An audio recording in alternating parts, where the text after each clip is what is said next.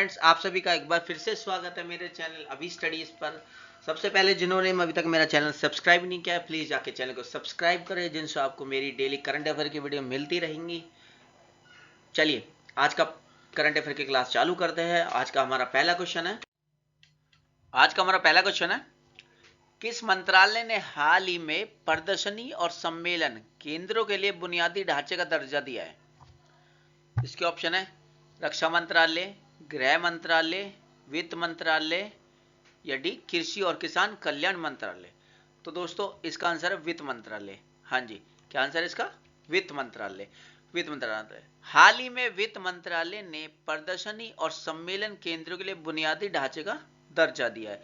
वर्ष 2020 में सरकार ने बुनियादी ढांचे के रूप में मान्यता प्राप्त क्षेत्रों की सूची में किफायती किराया आवास योजना को शामिल किया है। क्या चीज इन्होंने शामिल की है? किफायती किराया आवास योजना को शामिल किया गया था। चलिए नेक्स्ट क्वेश्चन। आज का हमारा दूसरा क्वेश्चन है, भारत और किस देश ने दो प्रमुख रक्षा समझौते का नवीनीकरण किया है जो समुद्री सुरक्षा और सैन्य सहयोग को बढ़ावा देने पर केंद्रित है? Nepal, Iraq, Oman, Qatar. तो दोस्तों इसका आंसर है ओमान। भारत और ओमान ने दो प्रमुख रक्षा समझौते का नवीनीकरण किया। कितने रक्षा समझौते का? दो। क्या किया? उनका नवीनीकरण किया है जो समुद्री सुरक्षा और सैन्य सहयोग को बढ़ावा देने पर केंद्रित है। किस चीज पर? समुद्री सुरक्षा और सैन्य सहयोग को बढ़ावा देने पर केंद्रित है। ओमान खाड़ी क्षेत्र में भारत का सबसे पुराना रणनीतिक साझेदार है। ओमान खाड़ी क्षेत्र में भारत का सबसे पुराना रणनीतिक साझेदार है। इस समुद्री समझौते ने भारत को पश्चिमी और दक्षिणी हिंद महासागर, कौन से हिंद सागर? दक्षिणी और पश्चिमी हिंद महासागर, फारस की खाड़ी और पूर्वी अफ्रीका में अपने प्रभाव का विस्तार करने में सक्षम बनाया है। यह पहला ऐसा समझौता था जिस पर भारत ने किसी खाड़ी देश के साथ हस्ताक्षर किया है। यह पहला ऐसा समझौता है जहां पर भारत ने किसी खाड़ी देश के साथ हस्ताक्षर किए थे। चलिए नेक्स्ट क्वेश्चन। आज का हमारा तीसरा क्वेश्चन है, केंद्रीय महिला एवं बाल विकास मंत्रालय के अनुसार सरकार कितने देशों में अपने उच्चायोग दूतावासों में वन स्टॉप सेंटर खोलेगी? इसके ऑप्शन है 10, 9, 12 या 15। तो दोस्तों इसका आंसर है 9। हाँ जी, इसका आंसर है 9। केंद्रीय महिला एवं विकास मंत्रालय के अधिकारियों ने कहा कि सरकार 9 देशों में अपने उच्चायोग दूतावासों में वन स्टॉप सेंटर, क्या खोलेगी? वन स्टॉप सेंटर कितने देशों में? 9 देशों में खोले जाएंगे। ये इन 9 देशों के अंदर कौन कौन देश है? Bahrain, Kuwait, Oman, Qatar, UAE, Australia, Canada, Singapore, Saudi Arabia शामिल है। वन स्टॉप सेंटर का मकसद क्या है? किस लिए खोले जा रहे हैं? महिला विरोधी हिंसा से निपटना है। क्या है? महिला विरोधी हिंसा से निपटना है। और अधिकारियों के अनुसार भारत में 300 और वन स्टॉप सेंटर खोले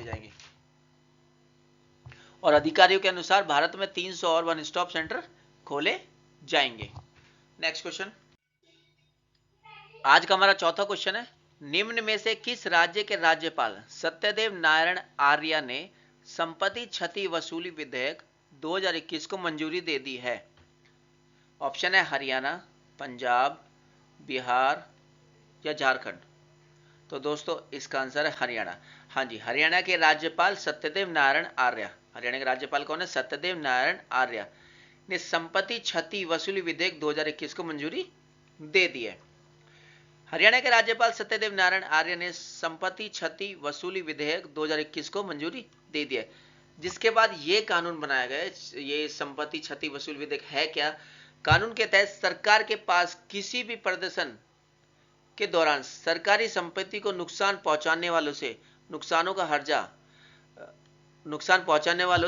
का हर्जाना वसूलने का अधिकार होगा। सरकार के पास क्या अधिकार होगा? जिसने सरकार की प्रॉपर्टी को नुकसान पहुंचाया तो उनसे हर्जाना वसूलने का अधिकार होगा। यह विधेयक 18 मार्च 2021 को हरियाणा विधानसभा में पारित हुआ था। यह विधेयक कब हुआ था पारित? 18 मार्च 2021 को हरियाणा विधानसभा में पारित हुआ था। चलिए नेक्स्ट क्वेश्चन। आज का हमारा पांचवा क्वेश्चन है, खेल मंत्रालय ने जमीनी स्तर पर प्रतिभाओं को निखारने के लिए कितने राज्यों में कुल 143 खेलो इंडिया केंद्र खोलने का फैसला किया है? इसके ऑप्शन है 10, 4, 7, 5। तो दोस्तों इसका आंसर है 7। हाँ जी, खेल मंत्रालय ने जमीनी स्तर पर प्रतिभा को निखारने के लिए 7 राज्यों में 143 खेलो इंडिया केंद्र खोलने का फैसला लिया है। कितने कितने खेलो इंडिया केंद्र खोलने का? 143। कितने राज्यों में लिया है? 7 राज्यों में। इस पर कुल 14.30 करोड़ रुपए का खर्च आएगा। कितने का खर्च आएगा? 14.30 करोड़ रुपए का खर्च आएगा। इन केंद्रों को महाराष्ट्र, मिजोरम, गोवा, कर्नाटक, मध्य प्रदेश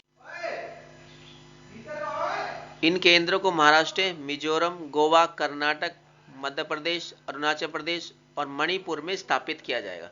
ये वो 7 राज्य है जहां पर खेलो इंडिया के 143 खेल इंडिया केंद्र खोले जाएंगे।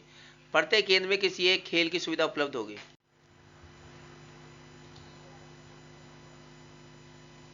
चलिए नेक्स्ट क्वेश्चन की तरफ चलते हैं। आज का हमारा छठा क्वेश्चन है। 180 ऑस्कर जीत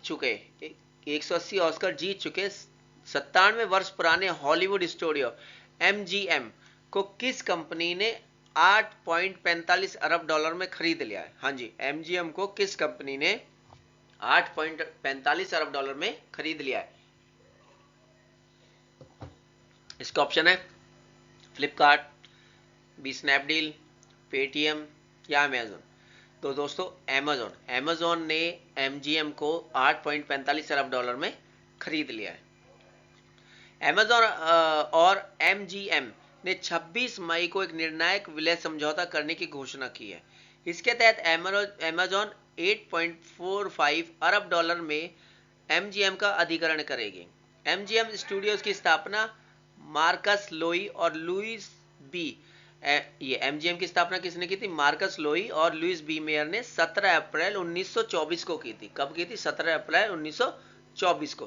अमेजोन ने कहा कि वे MGM की प्रतिभाशाली टीम के साथ स्टूडियो की व्यापक सूची में से कहानियों की नई सिरे से कल्पना और विकास करेंगे। मेट्रो गोल्डवियन मेयर, MGM की फुल फॉर्म क्या है? Metro Goldwyn Mayer. तो चलिए नेक्स्ट क्वेश्चन। आज का हमारा 7वां क्वेश्चन है। अनातोले कोलिनेट मकासो को किस देश का नया प्रधानमंत्री नियुक्त किया गया? अनातोले कोलिनेट मकासो को किस देश का नया प्रधानमंत्री नियुक्त किया गया? ऑप्शन है इराक, कांगो, रवांडा या तांजानिया।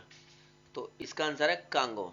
हाँ जी, कांगो गणराज्य के राष्ट्रपति डेनिस सासो नुगुएसो। कांगो गणराज्य के राष्ट्रपति कौन है? डेनिस सासो नुगुएसो ने अनातोले कोलिनेट मकासो को देश का प्रधानमंत्री नियुक्त किया है। किसको? अनातोले कोलिनेट मकासो को देश का प्रधानमंत्री नियुक्त किया है। इस नियुक्ति से पहले मकासो मध्य अफ्रीकी देश के शिक्षा मंत्री थे। क्या थे उससे पहले? वो मध्य अफ्रीकी देश के शिक्षा मंत्री थे। वे 2011 से 2016 तक युवा और नागरिक शिक्षा मंत्री भी रहे। तो 2011 से 2016 तक युवा और नागरिक शिक्षा मंत्री भी रहे। आज का हमारा 8वां क्वेश्चन है। अमेरिकी राष्ट्रपति जो बाइडेन ने निम्न में से किस भारतवंशी को वाणिज्य विभाग के DG के तौर पर नियुक्त किया है? इसके ऑप्शन है अरुण वेंकटरमैन, राहुल सचदेवा, अनिल कुमार राय, मोहन वेंकटरमैन। तो दोस्तों इसका आंसर अरुण वेंकटरमैन। हाँ जी, अरुण वेंकटरमैन को अमेरिकी राष्ट्रपति जो बाइडेन ने भारतीय अमेरिकी नागरिक अरुण वेंकटरमैन को अमेरिका और विदेश वाणिज्यिक सेवा के महानिदेशक के रूप में नियुक्त किया गया। विदेश वाणिज्यिक सेवा के महानिदेशक के रूप में नियुक्त किया गया। किसको किया गया? अरुण वेंकटरमैन। किसने किया है? अमेरिका के राष्ट्रपति जो बाइडेन ने। अरुण वेंकटरमैन अभी वाणिज्य सचिव के सलाहकार है। अभी क्या है? वो वाणिज्य सचिव के सलाहकार है। व्हाइट हाउस की ओर से जारी बयान के अनुसार वेंकटरमैन को कंपनियों को अंतर्राष्ट्रीय संगठनों और अंतर्राष्ट्रीय व्यापार के मुद्दे पर अमेरिकी सरकार को सलाह देने का 20 साल से ज्यादा का अनुभव हासिल है।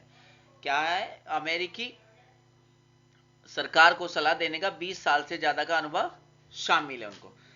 चलिए नेक्स्ट क्वेश्चन। आज का हमारा 9वां क्वेश्चन है। चीन के प्रसिद्ध वैज्ञानिक युआन लोंगपिंग का हाल ही में कितने वर्ष की उम्र में निधन हो गया है?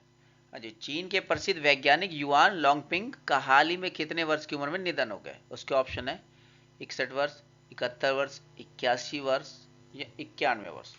तो दोस्तों इसका आंसर है 91 वर्ष। हाँ जी, 91 वर्ष की उम्र में चीन के प्रसिद्ध वैज्ञानिक युआन लोंगपिंग का निधन हो गया है। उन्हें चीन के हाइब्रिड चावल के जनक के नाम से जाना जाता था। किसके नाम से जाना जाता था? चीन के हाइब्रिड चावल के जनक के नाम से जाना जाता है। उन्होंने धान की संकर प्रजाति विकसित की है। किसकी? धान की संकर प्रजाति विकसित की है। आज उनकी वजह से ही चीन में खाद्यान्न उत्पादन में वृद्धि हुई है। आज उन्हीं की वजह से ही चीन में खाद्यान्न उत्पादन में वृद्धि हुई है। चलिए नेक्स्ट क्वेश्चन। आज का हमारा 10वां क्वेश्चन है, निम्न में से किस देश की सरकार ने देश की खुफिया विभाग से 90 दिनों में कोविड-19 की उत्पत्ति का पता लगाने के निर्देश दिए हैं? इसके ऑप्शन है जापान, ऑस्ट्रेलिया, इराक या डी अमेरिका। तो दोस्तों डी अमेरिका। अमेरिका की सरकार ने देश की खुफिया विभाग से 90 दिनों में कोविड-19 की उत्पत्ति पता लगाने के निर्देश दिए। अमेरिका के राष्ट्रपति कौन है? जो बाइडेन ने हाल ही में अमेरिकी खुफिया विभाग को 90 दिनों में कोविड-19 की उत्पत्ति कहां से या कैसे हुई का पता लगाने का निर्देश दिया है। यह खुफिया विभाग पता लगाएगा कि कोरोना वायरस चीन द्वारा जानबूझकर फैलाया गया था या चीन की लेबोरेटरी में अनजाने से इसकी उत्पत्ति हुई थी। ये विभाग क्या करेगा? ये पता लगाया कि जो कोरोना वायरस है वो चीन ने जानबूझकर फैलाया था या इसकी लेबोरेटरी में अनजाने से इसकी उत्पत्ति हुई थी। तो दोस्तों आज की क्लास में इतना ही। अगर वीडियो पसंद आए तो लाइक, शेयर, चैनल को सब्सक्राइब जरूर करें। जय हिंद।